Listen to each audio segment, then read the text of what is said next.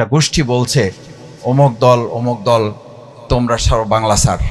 আমরা পরিষ্কার বলি, বিগত 17 বছর অপপ্রচার চালানোর জন্য সজীবদের জয় মহোদয় 2.5 লক্ষ কর্মী বাহিনী তৈরি করেছিল।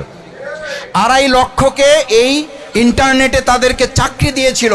চাকরি দিয়ে 2.5 লক্ষ দিয়ে জামাত ইসলামী ছাত্র শিবিরকে মোকাবেলা করা যায় নাই। আজকে যারা সাইবার ফোর্স দিয়ে আমাদেরকে মোকাবেলা করার জন্য ঘোষণা দেন, ভালো করে মনে রাখেন, ওই 2.5 লক্ষের ব্যাপারে এই দেশের 18 কোটি জনগণ প্রত্যেকে তার জায়গায় থেকে ভূমিকা পালন করে তাদেরকে যেমন মোকাবেলা করেছে, আজকে এই জনগণের বিরুদ্ধে কেউ সাইবার ফোর্স তৈরি করে গুজব বাহিনী তৈরি করলে তাদেরকেও মোকাবেলা করা হবে। আমরা শুধু এতটুকু বলবো, আমরা দিল্লির সাথে ঢাকা, দিল্লির সাথে পিন্ডি, পাকিস্তানের কথা বলি।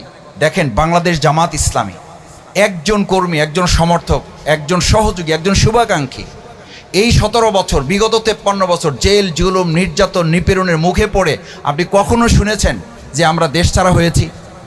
বরং দেশের বাইরে ছিল আমাদের মীর কাসেম আলী মিন্টু ভাই।